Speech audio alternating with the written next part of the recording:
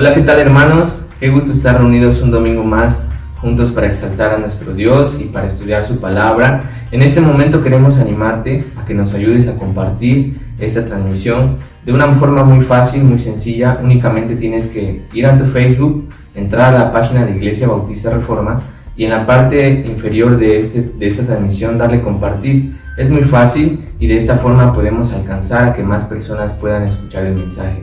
También, si tú lo estás viendo por YouTube, puedes copiar el enlace y mandarlo directamente con tus contactos, ya sea por WhatsApp, por inbox, o puedes mandarlo también por mensaje de texto. Y también te animamos a que sigas nuestras redes sociales, que son Instagram y Twitter. En estas plataformas estamos seguido compartiendo contenido de lo que vamos viendo cada domingo y también alguno que otro anuncio respecto a las actividades de la iglesia. Entonces te animamos a que lo compartas y que más gente pueda ser alcanzada y pueda conocer el Evangelio por medio de estas plataformas que el Señor nos ha dado para exaltar su reino. Muchas gracias, hermanos, y vamos a exaltar al Señor.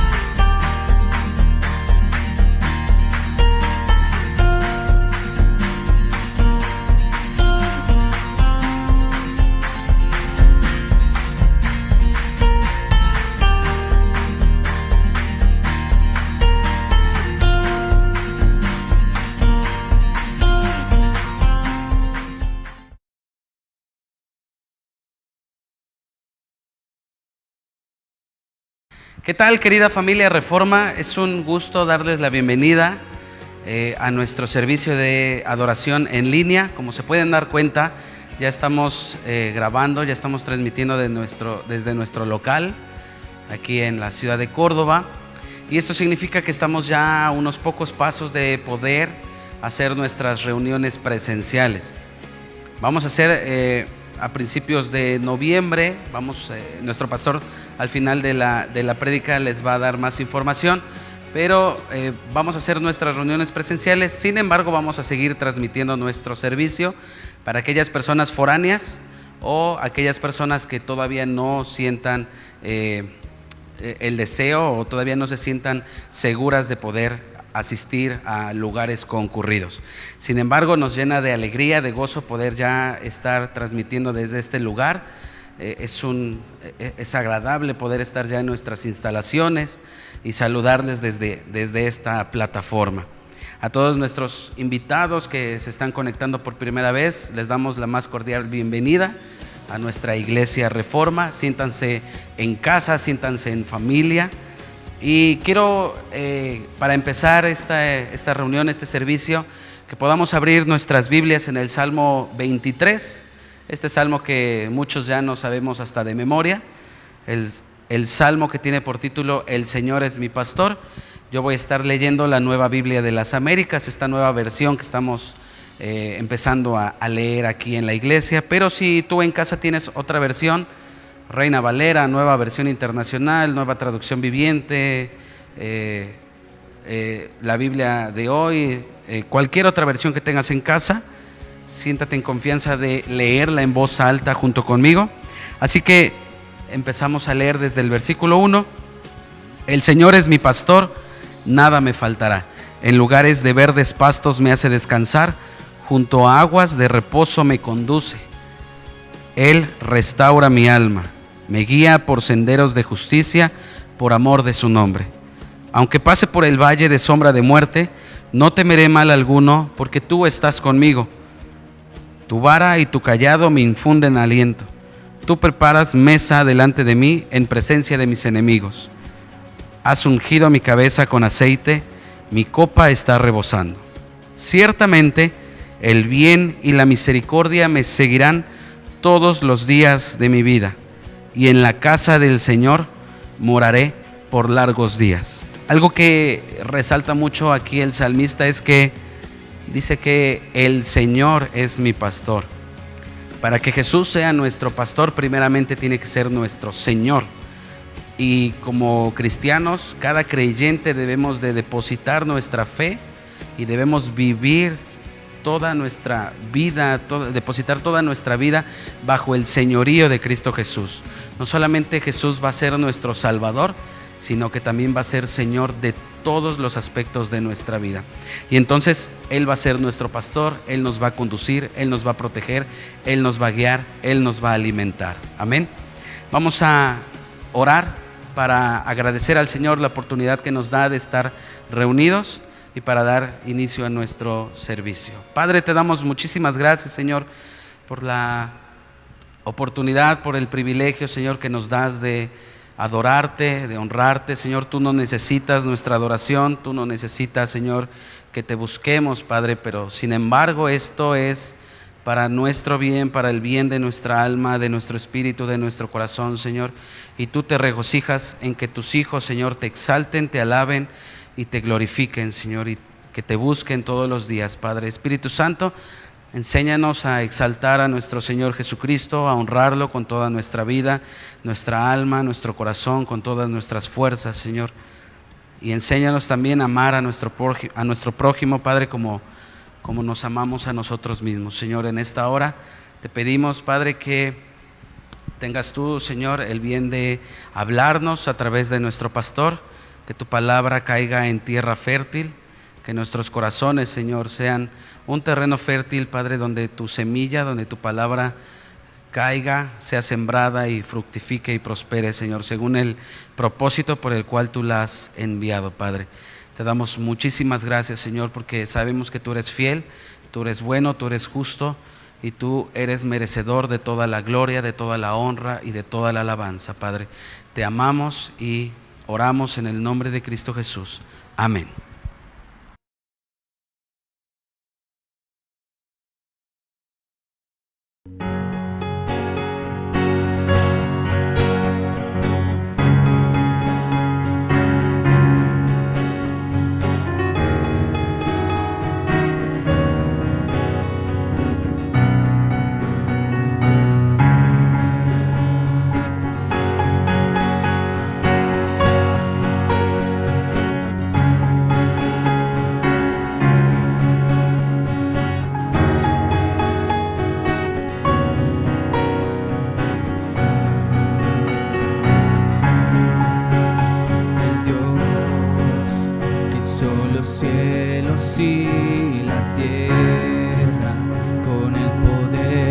Su palabra reina con autoridad. El Dios que aún los vientos le obedecen, una palabra es suficiente para los muertos levantar.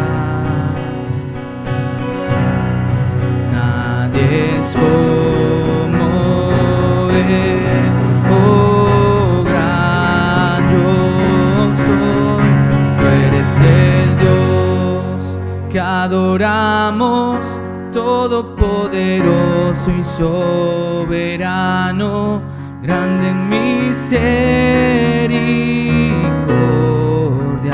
y poder para salvar. Tú eres el Dios que adoramos, quien derrotó la muerte y el pecado, glorioso Redentor y Rey, te adoramos.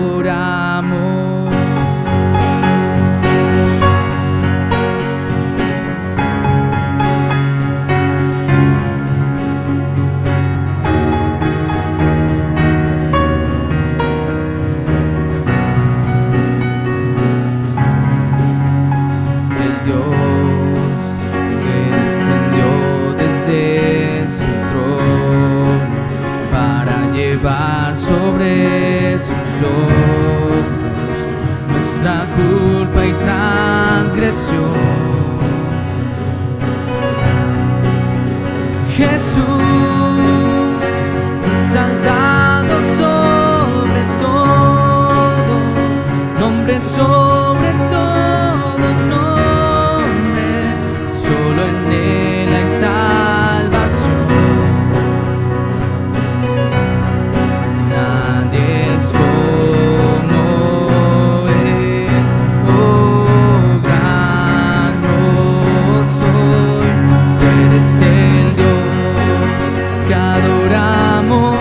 Todopoderoso y soberano, grande en misericordia y poder para salvar. Tú eres el Dios que adoramos, quien derrotó la muerte y el pecado, glorioso Redentor y te adoramos.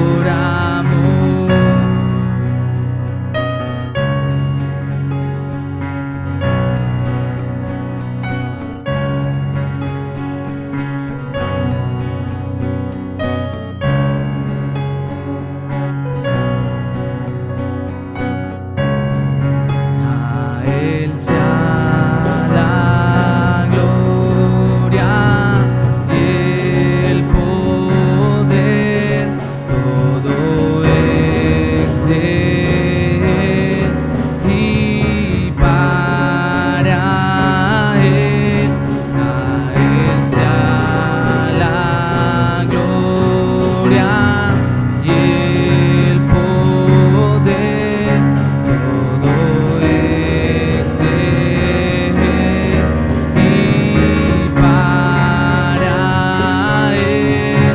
Tú eres el Dios que adoramos, todopoderoso y soberano, grande en misericordia y poder para salvar. Tú eres el Dios que adoramos, quien derrotó la muerte y el pecado, glorioso Redentor y te adoramos.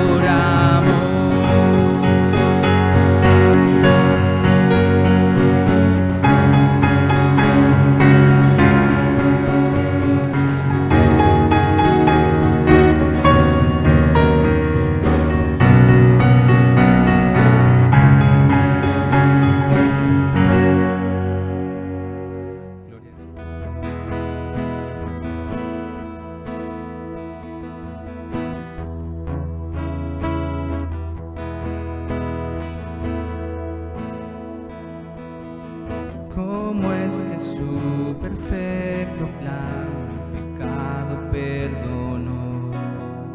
Cuando al morir mi culpa el Cordero la llevó. Cuán sabio y soberano Dios su gloria mostrará. cuando en su trono el pecador se regocijará. Oh, la gloria de la cruz, tu Hijo enviaste a morir. Mi vida dejaré atrás para conocer la gloria de la cruz.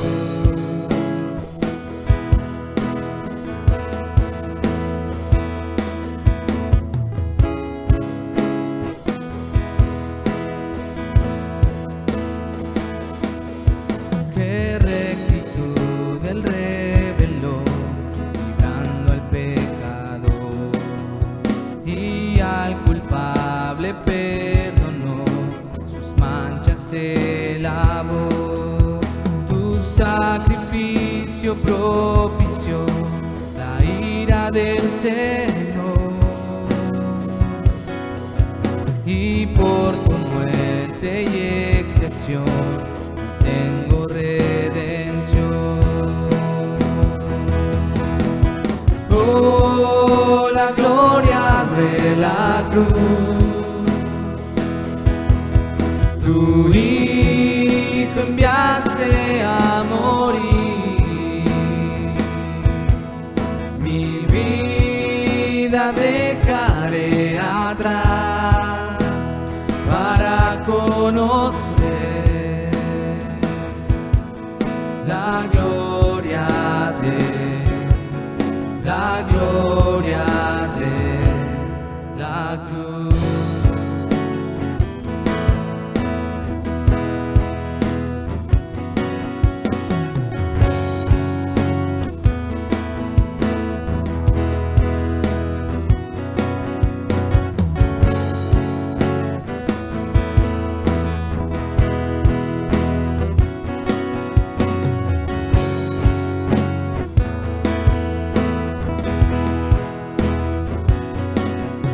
Qué gracia para aquellos que habrían de creer, amor inagotable que no puedo comprender, la gracia que me perdonó, tu Hijo ahora soy,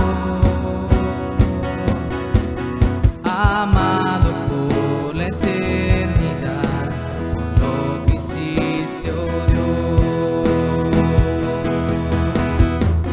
Oh, la gloria de la cruz, tu Hijo enviaste a morir.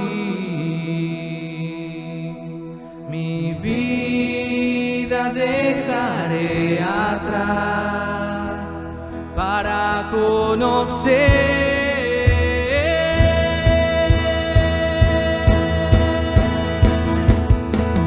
oh, la gloria de la cruz, tu Hijo enviaste a morir. Mi vida dejaré atrás para conocer la gloria de la cruz.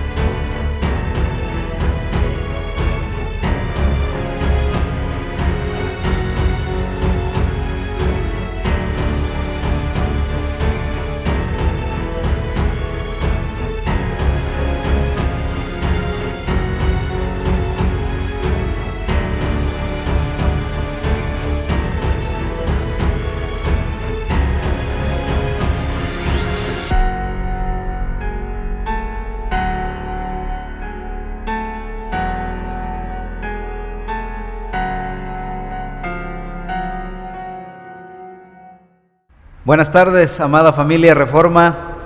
Qué gozo estar nuevamente juntos. Y nosotros, el staff de multimedia de la iglesia, hemos regresado ya para grabar nuevamente aquí en el local de nuestra iglesia. Y la verdad estamos muy gozosos, muy contentos. También quisimos adelantarnos para preparar el camino para que la congregación pueda regresar eventualmente y progresivamente. Estaremos dando más detalles en unos momentos. De entrada, dar gracias al Señor. No nos imaginamos que el tiempo que pasaría entre la última grabación en mayo sería hasta octubre, pero el Señor es bueno, el Señor es misericordioso, es soberano y es más sabio que nosotros. Damos gracias al Señor porque ha perseverado y preservado nuestras vidas hasta aquí. Bien, pues en aquella ocasión, la última vez que prediqué desde este púlpito, estaba hablando acerca de Jonás. Ahorita estamos en Romanos y hoy iniciamos el capítulo 3 de Romanos. En esta ocasión, versículos 1 al 8. La ventaja de ser judío. Después de haber Pablo denunciado a los gentiles perversos, después de haber denunciado a los gentiles moralistas, al final del capítulo 2, Pablo hace una denuncia de sus propios compatriotas, los judíos, de los judíos religiosos. Esto fue como una bomba que cayó en una cultura religiosa que tiene la ley, la Torá, la palabra, la revelación de Dios.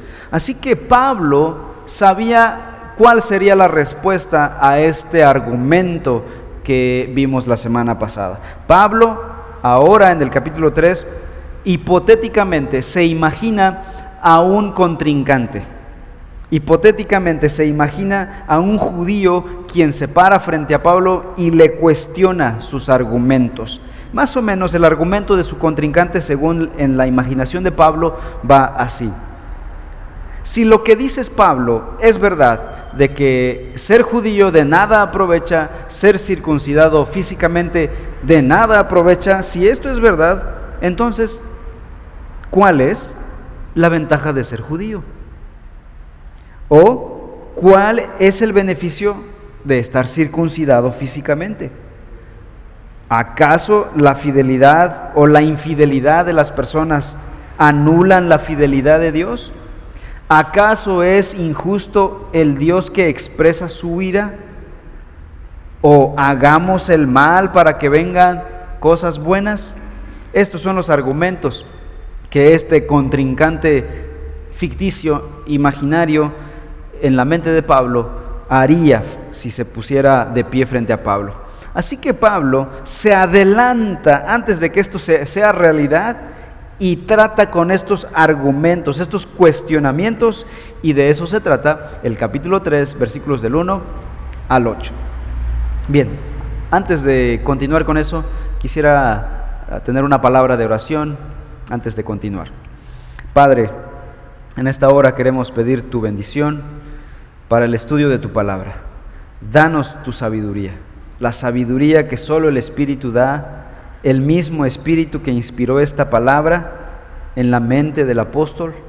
Te pedimos que tu Santo Espíritu ilumine ahora nuestras mentes para entender esto que Él inspiró, para edificar tu iglesia, edificar tu pueblo, Señor. Transfórmanos con esta palabra. Que no sean ideas humanas, Padre, te lo ruego. En el nombre de Cristo Jesús. Amén. Al pensar en el pueblo judío, uno es tentado a preguntar, ¿cuál ha sido la ventaja de haber sido el pueblo escogido de Dios? Ciertamente, los judíos como nación han sido un pueblo ancestral, milenario y escogido por Dios. Sin embargo, también al estudiar las páginas de la historia, uno reconoce rápidamente que la vida del judío ha sido una odisea, batallando entre esclavitud, penurias, guerras, persecuciones, cautividad, dispersión y humillación. Por ejemplo, cuando la nación empezó a crecer, fueron esclavos en Egipto durante 400 años y después de haber deambulado por 40 años en el desierto del Sinaí, finalmente conquistan su tierra prometida. Después de cientos de años, finalmente la nación sufre una división por una guerra civil con Absalón. Después, el reino del norte fue casi diezmado por el imperio asirio y el remanente quedó cautivo en ese país. Más tarde, el reino del sur, Judá, fue llevada cautiva por los babilonios. 70 años de cautiverio bastaron para destruir esta nación. Después regresaría un remanente. No había pasado mucho tiempo después de la reconstrucción de su país natal, cuando fueron conquistados otra vez por Grecia. Y un rey muy malvado llamado Antíoco Epífanes profanó su templo, corrompiendo los sacrificios e imponiendo sacerdotes paganos. Después, los romanos conquistaron Palestina y los cautivaron nuevamente. Muchos miles de rebeldes judíos fueron crucificados públicamente bajo Herodes el Grande y muchos bebés murieron bajo su espada. En el año 70, el general romano Tito Vespasiano ejecutó las órdenes del César del momento y destruyó Jerusalén y el templo completamente. Desde ahí no se ha vuelto a reconstruir el templo de Jerusalén. En el año 115 después de Cristo, los judíos de Cirene, Egipto, Chipre y Mesopotamia quisieron rebelarse contra Roma, pero fracasaron. El emperador Adriano destruyó casi a 1,000 pueblos judíos y mató a por lo menos 600,000 hombres judíos. Después, en el año 380, el emperador Teodosio formuló un código legal que declaraba que los judíos eran una raza inferior y empezó una especie de antisemitismo por toda Europa de esos años. El emperador Heróclito los desterró de Jerusalén en el año 628 y más tarde trató de exterminarlos. Cuando inició el movimiento de las cruzadas en el año 1096, los turcos otomanos tenían el control de Jerusalén, pues los cruzados mataron tanto a turcos como a miles de judíos en su camino a Palestina. En el año 1254 el rey Luis IX expulsó a todos los judíos de Francia. Cuando muchos de ellos regresaron más tarde a ese país, Felipe el Hermoso, famoso rey, desalojó nuevamente a otros 100,000 en el año 1300. Para el año 1492, los judíos fueron expulsados nuevamente de España y del resto de Europa. Más tarde, en la época de la Ilustración en Europa, el sentimiento antisemitista siguió siendo predominante en toda Europa. Miles de judíos fueron masacrados, por ejemplo, en Ucrania en 1818. Pero hasta aquí, la masacre más grande no había llegado. A finales del siglo XX, cierto número de judíos influyentes empezaron a soñar con el restablecimiento de su nación en Palestina. Nació el movimiento sionista, cuyo primer congreso reunió en Suiza en 1897 a muchos judíos con el sueño de regresar y conquistar su tierra en Palestina. Pero la tragedia más grande del pueblo judío ocurrió en pleno siglo XX. Hitler y los comunistas alemanes exterminaron a por lo menos 6 millones de judíos. El gran holocausto judío ha sido la peor tragedia de este pueblo. Esta masacre no ha tenido paralelo. En el presente quizá nuestra sociedad no sea tan antisemitista o quizá no sea tan claro el sentimiento antisemitista, pero sigue existiendo en el presente ese odio racial contra los judíos. La historia nos muestra que los judíos sufren constantemente en distintos países del mundo. Han sufrido en el pasado y siguen sufriendo en el presente.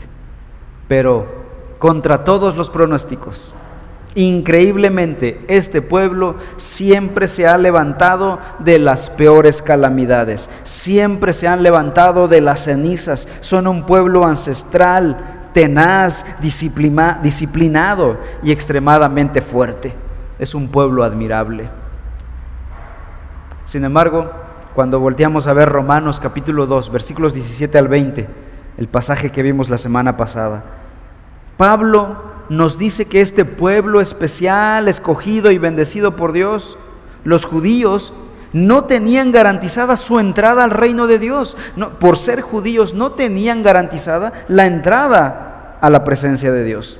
Haber sido descendiente de Abraham físicamente, conocer la ley, ser circuncidado físicamente, no les tenía asegurado un lugar en el cielo.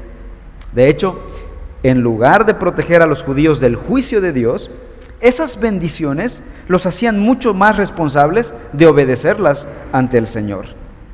Así que Pablo, tras demoler las seguridades falsas con las que los judíos contaban confiadamente, Pablo se anticipó a las objeciones de sus contrincantes.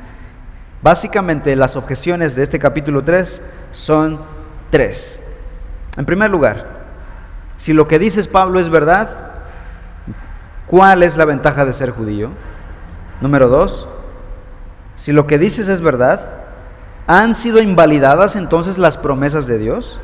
Y en tercer lugar, la tercera objeción, si lo que dices es verdad, Pablo, ¿es entonces Dios injusto con su pueblo escogido? Bueno, vamos a analizar cada una de estas objeciones. Quiero leer el capítulo 3, versículos 1 y 2. ¿Cuál es entonces la ventaja del judío? ¿O cuál el beneficio de la circuncisión? Versículo 2 contesta Pablo: grande en todo sentido. En primer lugar, porque a ellos les han sido confiados los oráculos de Dios. Pablo conocía las preguntas que algunos judíos en Roma harían después de leer o escuchar la lectura de la carta a los romanos, y surgirían objeciones. Primera objeción es esta, versículos 1 y 2. Si nuestro legado judío, nuestro conocimiento y enseñanza de la ley mosaica y nuestra observancia de rituales judíos tales como la circuncisión no hacen a un judío justo delante de Dios, se preguntaría el objetor, entonces, ¿qué ventaja tiene el ser judío? ¿O cuál es el beneficio de la circuncisión? Dicho de otra manera, el judío podría decir, si para llegar a ser algo uno debe ser un judío internamente y debe haber experimentado la circuncisión del corazón, ¿hay entonces alguna ventaja en el ser judío en el sentido literal? ¿O haber sido circuncidado físicamente? ¿Hay alguna ventaja de cualquier tipo que sea en pertenecer a la nación judía? Sin embargo, Pablo no ha terminado su argumento. Él va a decir, espérenme tantito, no me crucifiquen antes de tiempo. Y responde de inmediato en el versículo 2, sí hay ventajas. Ciertamente he dicho que no hay ventajas espirituales, pero sí hay ventajas. El judío biológicamente no tiene valor salvífico ser judío biológicamente, pero eso no quiere decir que no tenga valor ser judío. Sí hay ventaja en ser judío, en muchas maneras. Aunque no traía como resultado automático la salvación, sí confería muchos privilegios que los gentiles no teníamos. Por ejemplo, más adelante Pablo va a retomar este tema del capítulo 3 y lo va a ampliar, capítulos 9, 10 y 11 de Romanos. Pero de entrada va a dar algunas cosas. Leamos capítulo 9 de Romanos, versículos 3 al 5.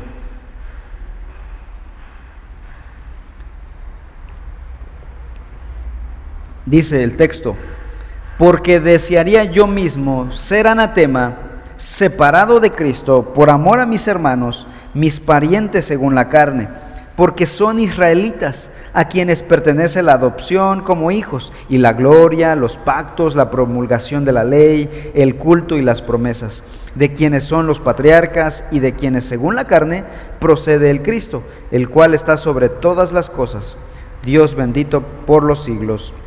Amén.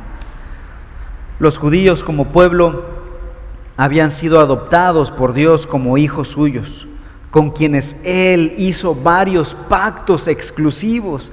Él les había dado su santa ley, les prometió incluso que a través de su linaje vendría Jesucristo, el Salvador del mundo. El pueblo judío era en especial un tesoro para Dios. Fueron bendecidos, protegidos y libertados como ninguna otra nación en la tierra. Y si han perseverado a lo largo de estos milenios, ha sido por la protección de Dios. Cualquiera de estas naciones pudo haber destruido a Israel, pero Dios los restauró de las cenizas. Dios ha bendecido a los judíos. Pero a pesar de todo esto, la mayoría de los judíos no entendieron y no le dieron el verdadero valor a sus privilegios.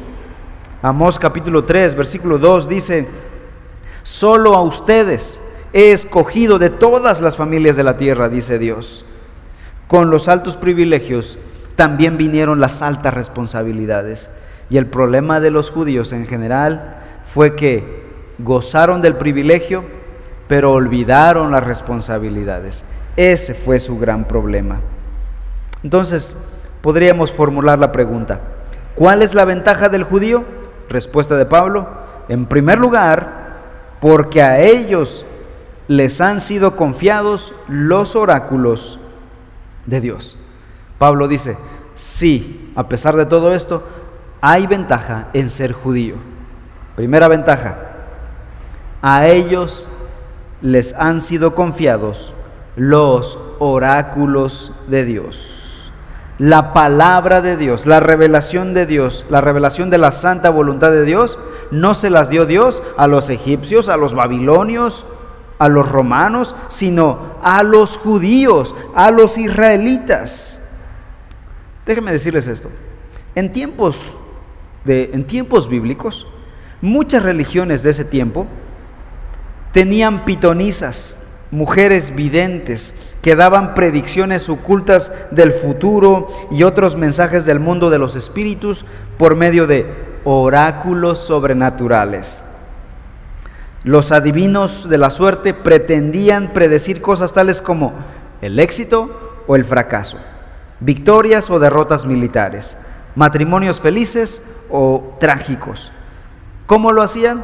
Bueno, por medio de la observación de los movimientos de los peces en los estanques de agua, la formación de serpientes en un foso, o escuchando los sonidos de ciertas aves. Pero ¿saben qué? Los judíos, para conocer la voluntad de Dios para sus vidas, no tenían necesidad de adivinos, no tenían necesidad de recurrir a la suerte, a la superstición, observar el movimiento de las aguas, porque ellos tenían la revelación directa de su Dios, una revelación objetiva, una revelación santa, contraria a las supuestas revelaciones de los paganos, quienes por medio de la brujería, de la hechicería, usaban elementos espiritistas para buscar la voluntad para sus vidas. Un judío no tenía necesidad de tener brujos, hechiceros o encantadores, porque ellos tenían la ley de Dios, la santa revelación de Dios.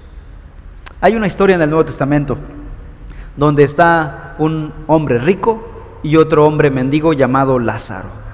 Ambos mueren y van, en el caso del rico, va al infierno y el pobre va al seno de Abraham.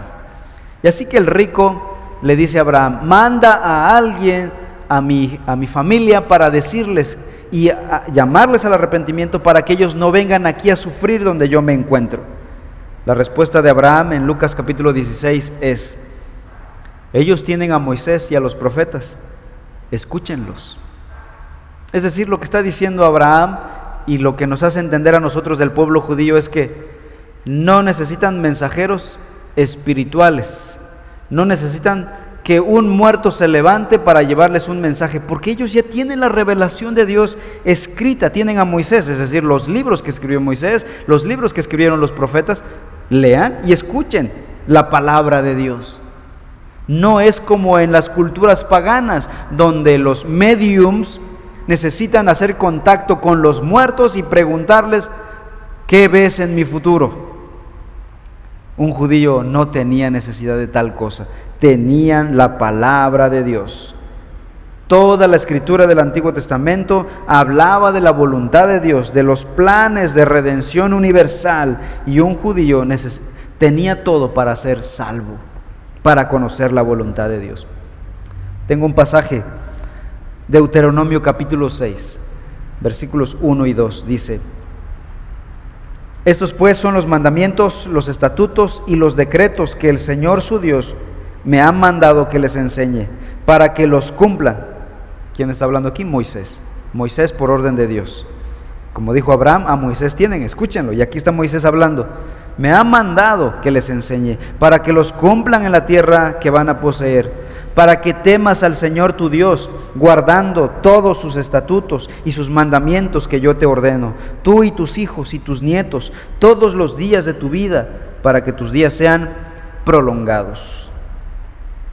El poeta William Cowper escribió lo siguiente: ellos, y solo ellos entre toda la humanidad, hablando de los judíos, recibieron la transcripción de la mente eterna. Les fueron confiadas sus propias leyes cinceladas y se constituyeron en guardianes de su causa. Suyos fueron los profetas, suyo el llamado sacerdotal y suyo por nacimiento el Salvador de todos nosotros. ¡Qué bendición ser judío! Trágicamente, los judíos tenían su atención tan enfocada en los privilegios que habían recibido que perdieron de vista su responsabilidad ante la palabra y la revelación que habían recibido. No la entendieron correctamente y no la predicaron tal como era su llamado. Incluso hubo un periodo en la historia de Israel que perdieron las escrituras y no sabían dónde estaban. Esto en 2 de Crónicas capítulo 34 nos narra que fue cuando Hilcías, el sumo sacerdote, pudo encontrar una copia de ella durante la restauración del templo. Mandaron a restaurar el templo de Jerusalén y en los trabajos de albañilería alguien se encontró con un libro viejo. Era la Torá. Los reyes anteriores no habían leído nada de la palabra de Dios y la habían descuidado. Por muchos siglos antes del tiempo de Pablo, empezando durante el cautiverio en Babilonia, la reverencia de los judíos hacia las tradiciones y las interpretaciones rabínicas llegó a pesar más que su reverencia a la palabra de Dios. Descuidaron la palabra de Dios, se acostumbraron al privilegio de la palabra de Dios, de tal manera que ellos no conocían muy bien la palabra de Dios, conocían más la tradición rabínica que las escrituras. Con razón Jesús dijo: no es esta la razón por la que están ustedes equivocados, que no entienden las escrituras ni el poder de Dios, dice Marcos 12:24. Jesús les está diciendo: ustedes ignoran las escrituras. Los judíos que de verdad sí creían en las escrituras y leían las escrituras, ellos pudieron ver que las escrituras profetizaban a Cristo Jesús, y cuando vino Cristo Jesús, lo vieron. Pero la gran mayoría de judíos prefirieron seguir las tradiciones de los rabinos por encima de las escrituras, de tal manera que cuando Jesús vino, no le reconocieron. A lo suyo vino, dice Juan 1:11, y los suyos no le recibieron.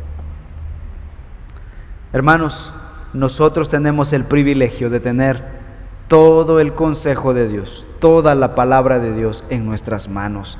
Y no solo las escrituras del Antiguo Testamento, que es lo que los judíos tenían. Nosotros tenemos ahora la revelación, la explicación de las escrituras del Antiguo Testamento. Tenemos el Nuevo Testamento, Antiguo y Nuevo Testamento. Hebreos capítulo 1 dice: Dios, habiendo hablado de muchas maneras en el pasado, en otro tiempo, a los padres por los profetas, en estos postreros tiempos nos ha hablado por el Hijo. Es decir, toda la revelación que Dios quería darles a la humanidad se ha dado. Nosotros tenemos la revelación completa de la voluntad, del plan perfecto de Dios para salvar a la humanidad. Así que si el juicio contra los judíos es fuerte de haber ignorado las escrituras, el juicio contra nosotros será mayor, porque tenemos ahora toda la revelación completa de la voluntad de Dios. ¿Qué estás haciendo con la palabra de Dios? ¿Estás invirtiendo tiempo en conocer la Escritura, en conocer la voluntad de Dios revelada en su palabra? No obstante, a pesar de todo esto, mucha gente tiene más fe en sus propias ideas que en la Escritura.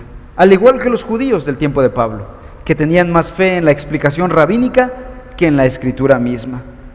He escuchado yo personalmente a gente que dice: yo pienso esto y así debe ser. La Biblia dice tal cosa, pero yo en lo personal pienso tal cosa. ¿Qué está haciendo esa persona en ese momento? Está poniendo sus propios racionamientos sobre la Escritura, subyuga la Escritura a sus propios razonamientos, y él abraza sus propias ideas falaces, sus propias ideas perversas, y pisotea las verdades de la Escritura. La Biblia dice tal cosa, pero yo pienso esto. Hebreos 10, 26 al 27 lanza la siguiente advertencia contra aquellos que subyugan las Escrituras a sus propias ideas. Dice este pasaje: porque si continuamos pecando deliberadamente después de haber recibido el conocimiento de la verdad, ya no queda sacrificio alguno por los pecados, sino cierta horrenda expectación de juicio y la furia de un fuego que ha de consumir a los adversarios. Así que Pablo dice: ¿tiene ventaja al ser judío? Sí. El problema no fue la elección de Dios. El problema fue que los judíos no hicieron un uso adecuado del privilegio de tener la palabra de Dios. Segunda objeción que le levantarían sus objetores, sus detractores a Pablo. Pregunta 2, versículos 3 y 4. Regresamos a Romanos capítulo 3, versículos 3 y 4. Entonces, ¿qué? Si algunos fueron infieles, ¿acaso su infidelidad anulará la fidelidad de Dios? De ningún modo. Antes bien, sea hallado Dios veraz, aunque todo hombre sea hallado mentiroso, como está escrito: para que seas justificado en tus palabras y venzas cuando seas juzgado. La segunda objeción que levantarían contra Pablo sería más o menos así: si lo que dices, Pablo, es cierto, entonces, ¿qué ha pasado con las promesas de Dios? Pablo, estás diciendo que no hay valor salvífico en la circuncisión, en el ser descendiente físico de Abraham. Entonces, ¿significa eso que las promesas de Dios dadas a Abraham y a sus descendientes en el Antiguo Testamento han sido invalidadas? Dios en el Antiguo Testamento ciertamente hizo muchas promesas a su pueblo escogido, pero si algún judío no tuvo fe, ¿eso significa que la promesa de Dios fue invalidada? Respuesta de Pablo en el versículo 4: de ningún modo, ¿no? Está diciendo de ninguna manera, claro que no, ni Dios lo permita, está diciendo Pablo aquí. ¿Por qué? Versículo 4 continúa diciendo: antes bien sea hallado Dios veraz, aunque todo hombre sea hallado mentiroso. Este es un axioma fundamental del cristianismo. De hecho, Calvino dijo: sea Dios veraz y todo hombre mentiroso. Significa, este es el primer axioma de toda la filosofía cristiana, dice Juan Calvino. Y es que Dios nunca romperá su pacto, nunca romperá su palabra, nunca fallará a sus promesas. Dios, si hace una promesa, la cumple. Entonces, ¿cómo reconciliamos la idea de que Dios cumple todas sus promesas y a la vez hay judíos que son infieles? Aunque todos los hombres fueran mentirosos, Dios seguirá siendo veraz. Su naturaleza misma es verdad. Él es verdad. Pero, ¿qué de las promesas? Por un lado, déjeme decir esto: Dios en el Antiguo Testamento nunca prometió que cualquier judío, individuo, sin importar la pureza de su linaje físico desde Abraham, pudiera ser salvo sin arrepentimiento y sin fe. Eso no fue lo que se dijo. Por ejemplo, Isaías capítulo 55, versículos 6 y 7, dice: Busquen al Señor mientras puede ser hallado, llámenlo en tanto que está cerca. Abandone el impío su camino y el hombre malvado sus pensamientos, y vuélvase al Señor, que tendrá de él compasión, al Dios nuestro, que será amplio en perdonar. Aquí está diciendo claramente un profeta judío a sus hermanos judíos: ustedes pueden ser salvos siempre y cuando se arrepientan de sus pecados y vengan al Señor, y Él les perdonará. No se garantizó en ningún momento la salvación del judío simplemente por ser descendiente biológico de Abraham. Esta fue una mala interpretación de los judíos, no que Dios haya engañado a su pueblo. De hecho, la mayoría de las promesas que Dios dio en el Antiguo Testamento eran promesas condicionales. Es decir, si ustedes obedecen, les irá bien en la tierra prometida. Si obedecen a mi palabra, les irá bien. Si no, serán dispersados entre las naciones. Las pocas promesas incondicionales que hay en el Antiguo Testamento se las dirigió Dios a toda la nación, no a individuos en particular. Así que Dios es fiel a sus promesas, pero también es fiel a sus amenazas, a sus advertencias. La fidelidad divina es un consuelo para los que son fieles, para los que obedecen a Dios, pero también la fidelidad divina a sus amenazas es una advertencia para los infieles, para los que dejan la palabra de Dios. Por otro lado, déjeme decir esto: Dios cumplirá su promesa dada a Israel. Dios dijo un día que salvaría al pueblo de Israel, y ¿saben? La palabra de Dios dice que así será. Vamos a Romanos capítulo 11. Romanos 11. El versículo 1 dice: digo entonces, ¿acaso ha desechado Dios a su pueblo? De ningún modo, porque yo también soy israelita, descendiente de Abraham, de la tribu de Benjamín.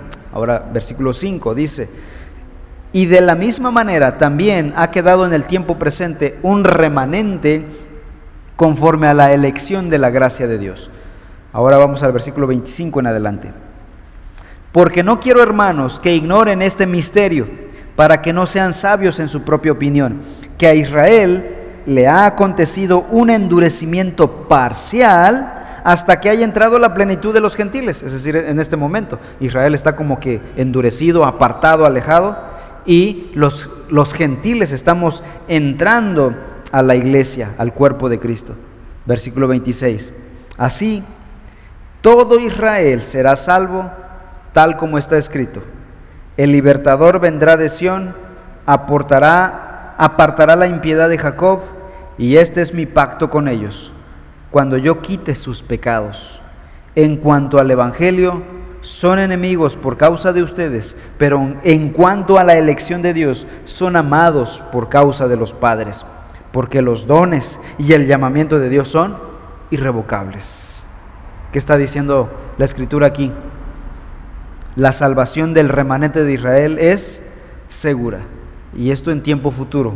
Lo veremos más adelante cuando lleguemos a este pasaje, pero Dios habrá de restaurar y salvar al remanente judío.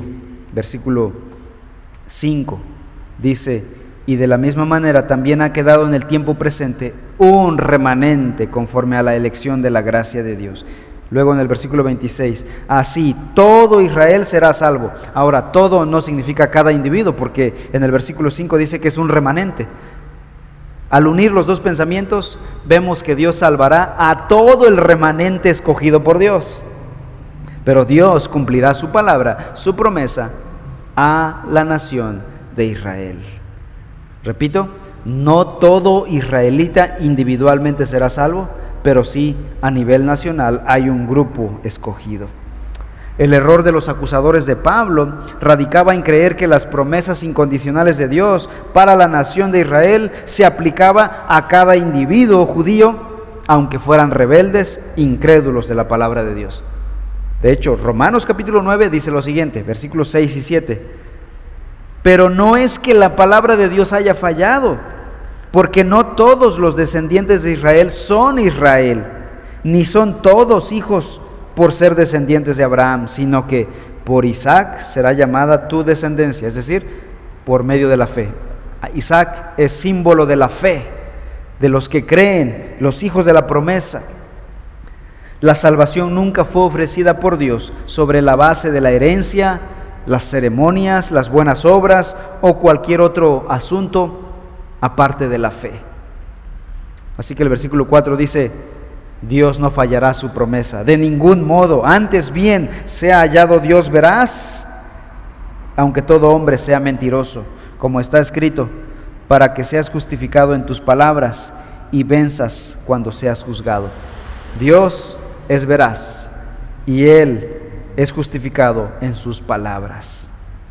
Bien, vamos a la tercera pregunta, versículos 5 al 8.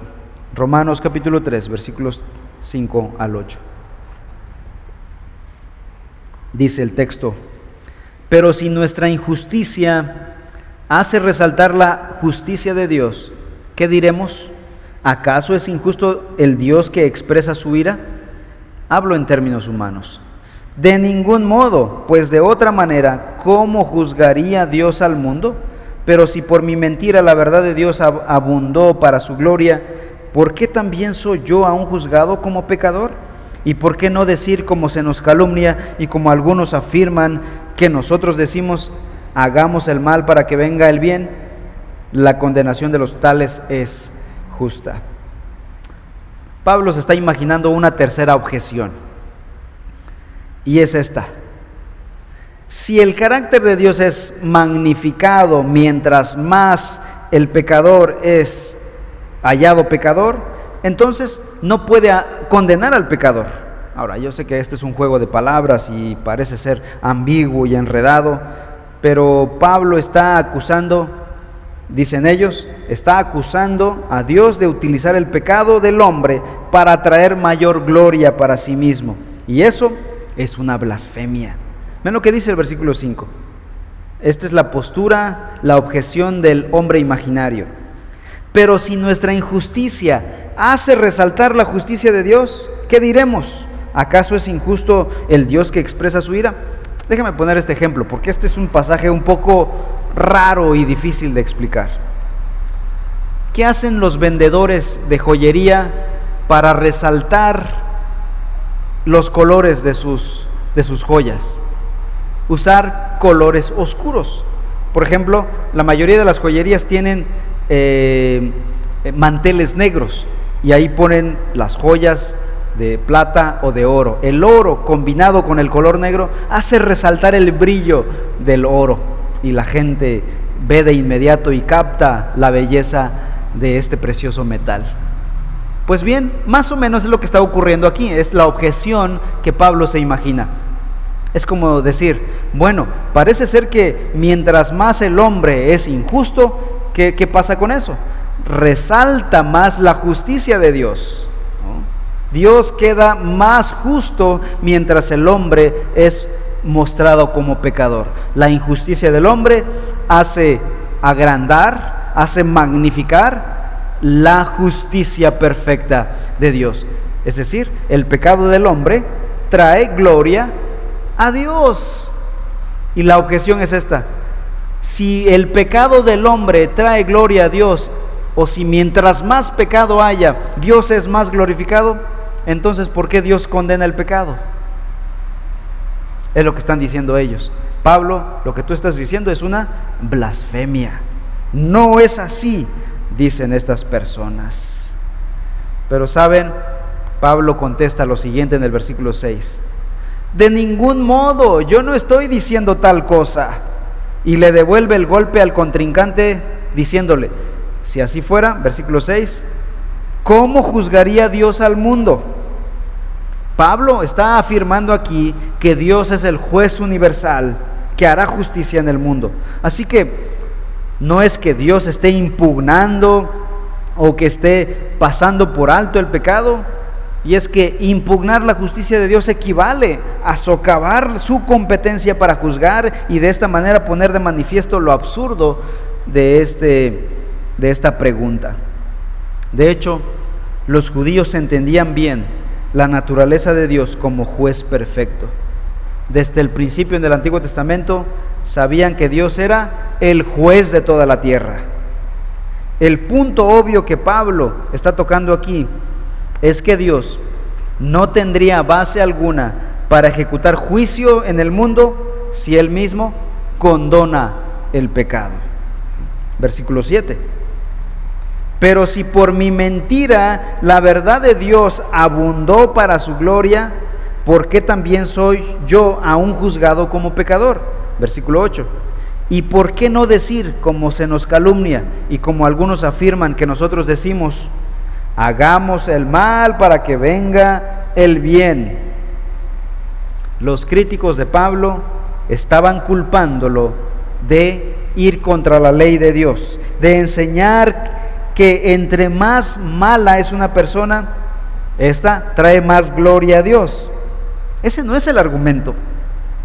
Ellos estaban diciendo, Pablo, tú enseñas que entre más infiel sea una persona, más puede hacer que Dios aparezca como fiel. Entre más mienta una persona, más exalta la verdad de Dios. Esas no eran acusaciones imaginarias de Pablo, por otro lado. Los enemigos de Pablo habían denunciado en repetidas ocasiones que su evangelio, que el evangelio que Pablo predicaba, por gracia solamente, desvirtuaba la ley de Dios. Además, concedía licencia para pecar, decían ellos. Pablo fue atacado de forma similar, tanto en la iglesia como fuera de la iglesia. Por un lado, fuera de la iglesia, los fariseos acusaban a Pablo de socavar la ley de Dios. Dentro de la iglesia, los judaizantes, quienes eran fariseos convertidos al cristianismo, insistían en que los cristianos debían convertirse o debían circuncidarse y guardar la ley de Moisés. Por eso es probable que Pablo estuviera dirigiendo sus argumentos tanto a los líderes judíos como a los que estaban dentro de la iglesia. Y es que, hermanos, lo que está haciendo aquí el objetor de Pablo es racionalizar el pecado para tratar de defender su pecado.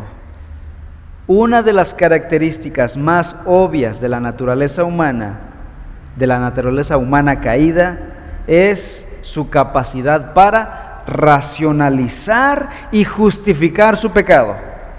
En esencia, eso era lo que estaban haciendo los opositores de Pablo, de racionalizar el pecado con base en su argumento de que era algo que glorificaba a Dios. Estaban diciendo, bueno, si mi pecado glorifica más a Dios, pues pequemos más. Más adelante van a decir, si el pecado se aumentó y la gracia sobreabundó, bueno, entonces pequemos más. Estaban racionalizando su pecado para justificar su pecado.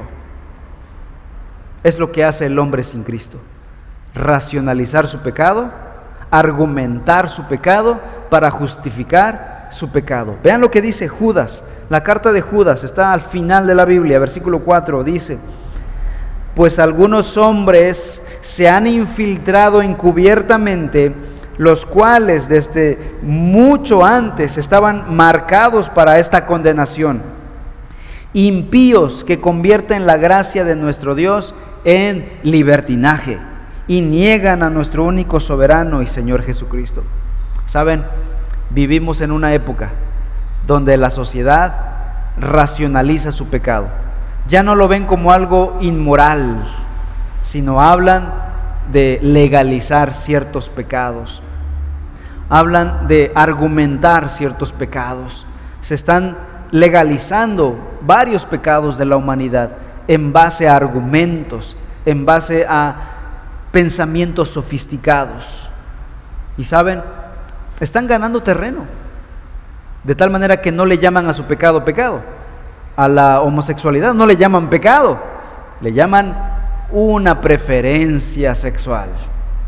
Y saben, están construyendo argumentos alrededor para justificar su inmoralidad, su apetito sexual por personas del mismo sexo. Pero no le llaman pecado, están racionalizando su pecado. A este punto hemos llegado. a racionalizar el pecado para poder justificar mi estilo de vida pecaminoso. Pero no vayamos tan lejos. Muchos cristianos, muchos creyentes justifican sus pecados. Dicen, yo hago esto porque la iglesia tal no me apoya. Yo soy infiel a mi iglesia porque en mi iglesia mi pastor es así, porque la denominación es así. Yo no leo la Biblia porque no la entiendo, porque es inentendible. Y ponemos objeciones válidas según nosotros para no ser fieles a Dios. Estamos racionalizando, buscando argumentar para poder defender nuestros pecados. Y no decimos, simplemente es pecado, yo estoy fallando. Estamos buscando culpables para defender nuestros pecados. Culpables dentro de la iglesia, fuera de la iglesia, en la Biblia, fuera de la Biblia, para defender mis pecados, para defender mi infidelidad, para justificar mi falta de interés, falta de amor, falta de humildad, falta de compromiso por mi iglesia local, falta de compromiso con la misión, con la gran comisión de predicar el evangelio, justificándome buscando culpables en otras personas. Hermanos, Romanos capítulos 1 al 3 nos está diciendo esto: el único responsable por tu pecado eres tú, mi querido. Eres tú. El único responsable por mi pecado soy yo, nadie más. Yo peco y hago lo que hago por mi propia pecaminosidad, por mi propia naturaleza pecaminosa caída. Nadie más tiene la culpa, nadie más me obligó a ser pecador. La Biblia nos está llevando a aceptar nuestra bancarrota espiritual para que después seamos capaces de recibir el regalo de la salvación, el regalo de la gracia de Dios en Cristo Jesús. Mientras una persona, escuchen bien, mientras una persona no es capaz de reconocerse a sí mismo responsable de su propio pecado, no será capaz de tomar el regalo del sustituto de Cristo Jesús.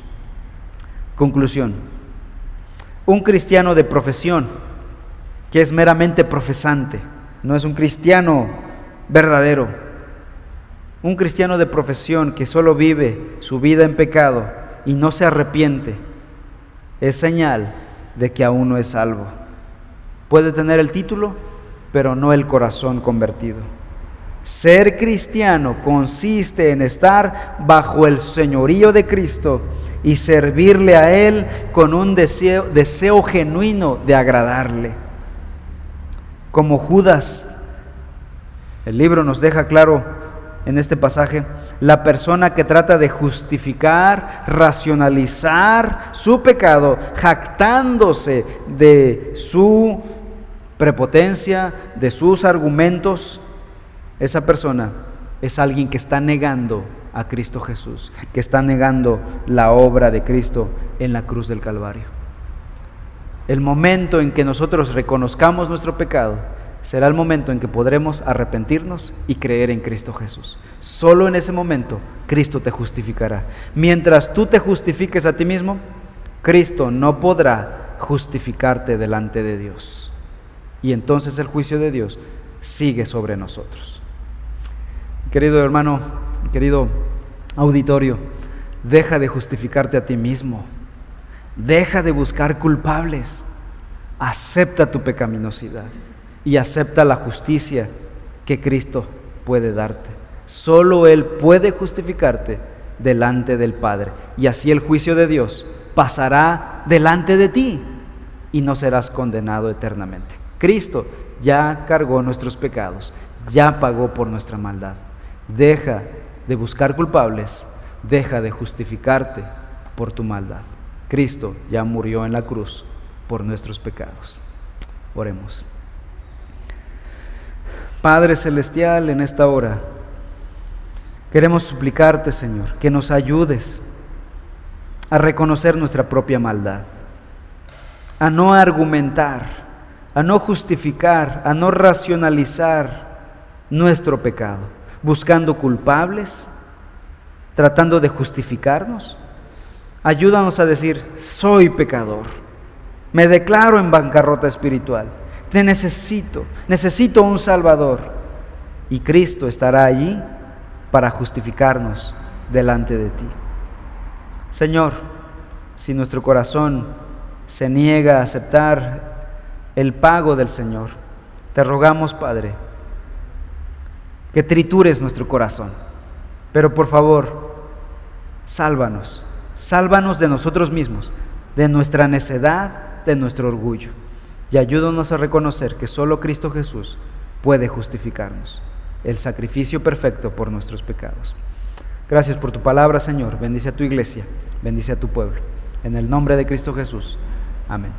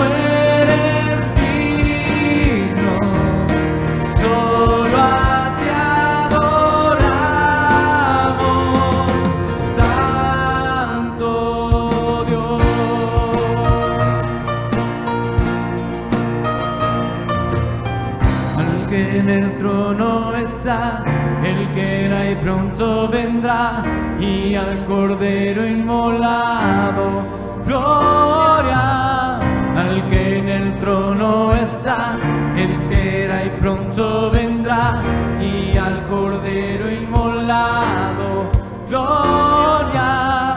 Al que en el trono está, al que era y pronto vendrá, y al Cordero inmolado, gloria.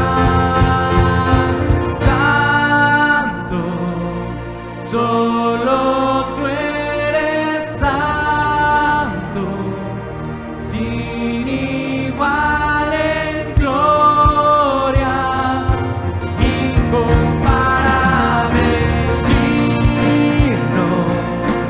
Solo tú eres digno, solo a ti adoramos, Santo Dios.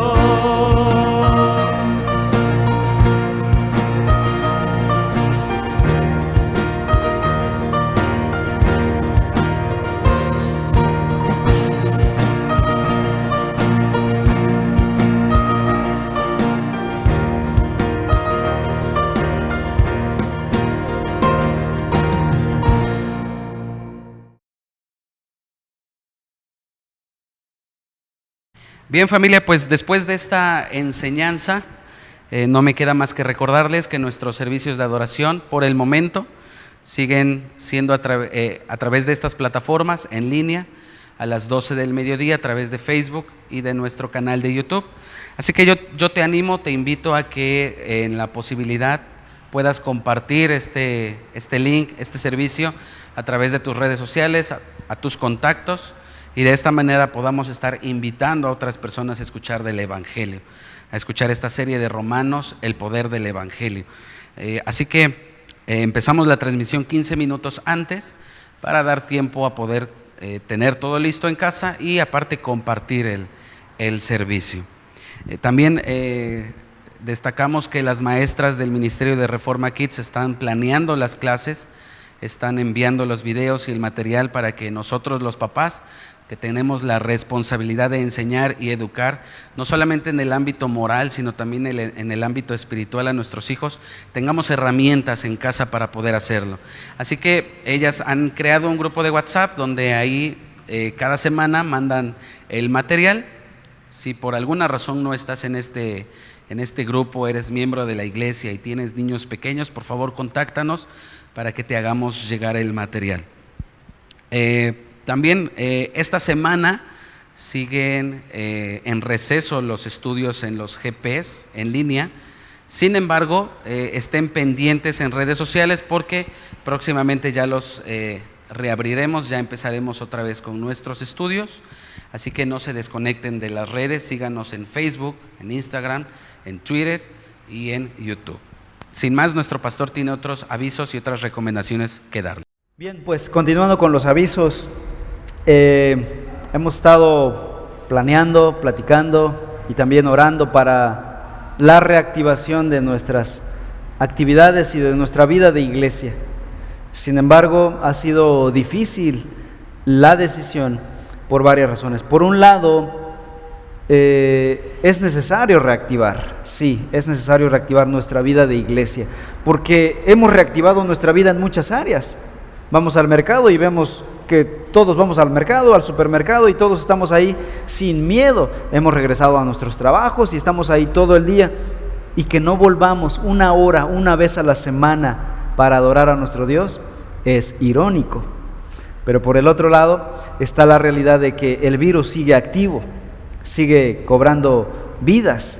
Así que está esta disyuntiva. Así que quisimos dejar pasar 2 meses desde que se activó el semáforo naranja en la ciudad para ver cómo esto iría avanzando.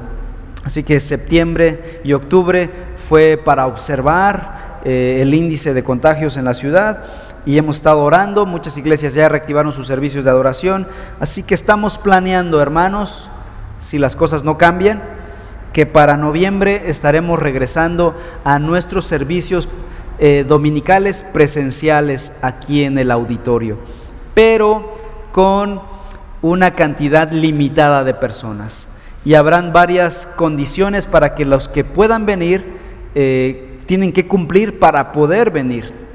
Ya estaremos dando más información. Estará una plataforma en internet donde ustedes se registrarán.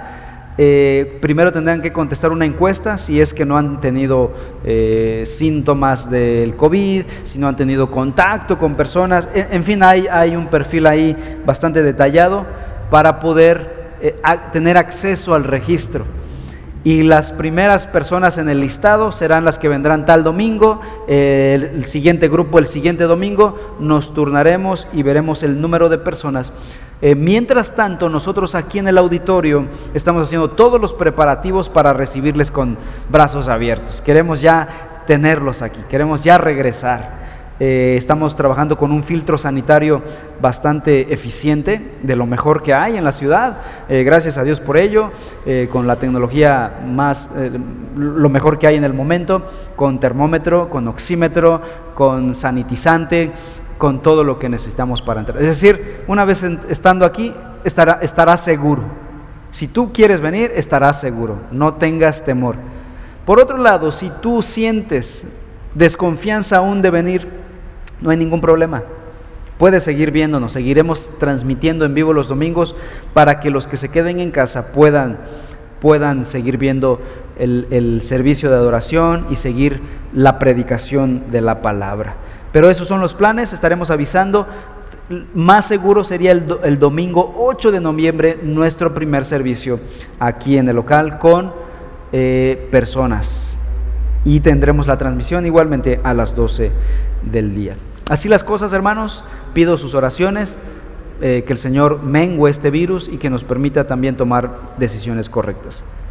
Oremos por la salud del doctor Sandoval. Nuestro hermano Alberto fue contagiado por COVID y ha estado, gracias a Dios, estable. Dios ha guardado su vida y parece que está saliendo. Entonces, gracias al Señor por guardar su vida. La hermana Juanita también y varios otros hermanos que se han contagiado. Por la gracia del Señor, todos se han recuperado. La iglesia los ha atendido en la mayor posible de ayuda en lo que han necesitado. Hemos tratado de estar ahí para apoyarnos mutuamente, y gracias al Señor porque este ha sido un ejercicio de apoyarnos unos a otros. Y pues sigamos con eso, con ese cuidado. Somos hermanos, somos una familia de fe. Por mi parte es todo. No olviden que seguimos viviendo en misión. Si eres hijo de Dios, tienes una misión. Por lo tanto, ora, habla e invita. Que Dios te bendiga. Oremos. Padre, te damos gracias por este tiempo juntos en tu palabra, en adoración. Queremos alabarte por la obra de Cristo en la cruz. Gracias por su obra perfecta. Edifica tu iglesia, guarda a mis hermanos y hermanas, restaura la salud del doctor Alberto, de la hermana Juanita, guarda la salud de todos nosotros como iglesia. Bendice las decisiones de volver al local. Te ruego, Señor, que los hermanos puedan comprender quiénes pueden venir y quiénes aún no podrán venir, Señor. Te ruego, Señor, que haya paciencia. Mientras tanto, guarda tu iglesia, Señor. Edifica a tu pueblo. En el nombre de Cristo Jesús. Amén.